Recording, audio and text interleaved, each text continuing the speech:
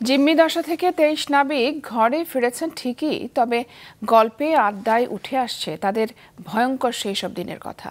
Somalia দস্যুদের ভারী অস্ত্রের মুখে পড়ে জীবন শঙ্কায় থাকা স্মৃতিগুলো দাগ কেটে আছে তাদের মনে। তবুও মনোবল ঠিক রেখে তারা আবারও যেতে চান জাহাজি জীবনে। আব্দুল্লাহ রাকিবের রিপোর্ট, ক্যামেরায় ছিলেন রবিউল টিপো। জিম্মি দশা থেকে মুক্তি পাওয়ার পর দেশে পরিবারের সাথে নাবিকদের আজ এক নতুন সকাল, যার অপেক্ষায় ছিলেন এমভি আবদুল্লাহ জাহাজের চিফ অফিসার আতিকুল্লাহ খানও। পরিবারের সাথে আড্ডায় আর গল্পে নির্ঘুম কেটেছে গত রাত। ঘরে ফেরার আনন্দের রেশ যেন কাটছেই না। ১৫ বছরের নাবিক জীবনে এর আগে দস্যুতার কবলে পড়তে হয়নি তাকে। তাই জিম্মি দশার দিনগুলো তার জীবনে দাগ কেটে থাকবে আমৃত্যু। ভয়ঙ্কর ও দুঃসহ সেসব স্মৃতিচারণ করতে গিয়ে জানান জিম্মিকালীন সবচেয়ে ভয়াবহ অভিজ্ঞতার কথা। ইউরোপীয় ইউনিয়নের যুদ্ধজাহাজ ও দস্যুদের মুখোমুখি অবস্থানের দিন। ভারী অস্ত্রের গোলাগুলিতে প্রাণহানির শঙ্কায় ছিলেন তারা সবাই।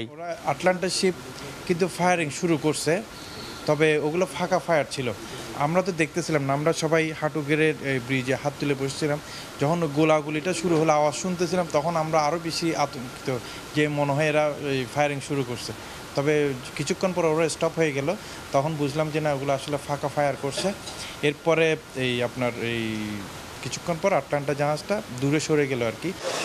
তার মতো একই অভিজ্ঞতার কথা জানান দেশে ফিরে আসা অন্য নাবিকরাও। যখন আক্রান্ত হয়েছে এরপরে তো আমাদের দিনগুলো খুবই উৎকণ্ঠায় কাটছে, ভয় ভীতিতে কাটছে। সবসময় তো বন্দি ছিলাম এখানে, বন্দুকের নলের মধ্যে ছিলাম। বুঝেন তো, AK-47 সবসময় টিকার লোড করা থাকতো। কোন সময় যদি একটা চাপ পড়ে যায়, কার গায়ে চলে আসে বন্দুক বুলেটটা। প্রেশার যা গেছে আমাদেরকে বুঝতে দেন। ক্যাপ্টেন স্যার আমাদেরকে প্রচুর মনোবল জুগিয়েছেন, সব সময় বিপদে হাসি খুশি ছিলেন। উনি সব ধরনের সাপোর্ট আমাদেরকে দিয়েছেন। তো সেকেন্ড অফিসার আটক হওয়ার পরে আমি গেলাম, আমি দেখি সেকেন্ড অফিসারকে তারা 4টা AK-47 পরে জানি এগুলো AK-47 তাক করে আছে, প্লাস আমার থেকে 2জন। আমি যখন ব্রিজে ঢুকলাম, আমি হাত তুলে সারেন্ডার করে আমি বললাম আমি বাংলাদেশি মুসলিম। যতই থাকুক ভয়, সমুদ্রের মায়ায় আটকে যাওয়া নাবিকরা আবারও ফিরতে চান সমুদ্রে। অন্তত এই কারণে যে সমুদ্র ছেড়ে যাব এরকম কোনো ইয়ে নেই। সমুদ্রের প্রতি মায়াটা বরাবরের মতো এখনো আছে, সমুদ্রেই ফিরে যাব ইনশাল্লাহ। জিম্মি দশা পার হয়ে ৬২ দিন পর ঘরে ফিরেছেন ২৩ নাবিক। পরিবার আর বন্ধু বান্ধবের সাথে সময় কাটিয়ে চাঙা মনোবল নিয়ে আবারও তারা ধরবেন জাহাজ মাস্তুল। উত্তাল সমুদ্রে গাইবেন জীবনের জয়গান, প্রত্যাশা সবার। আব্দুল্লাহ রাকিব, মাছরাঙা সংবাদ, চট্টগ্রাম।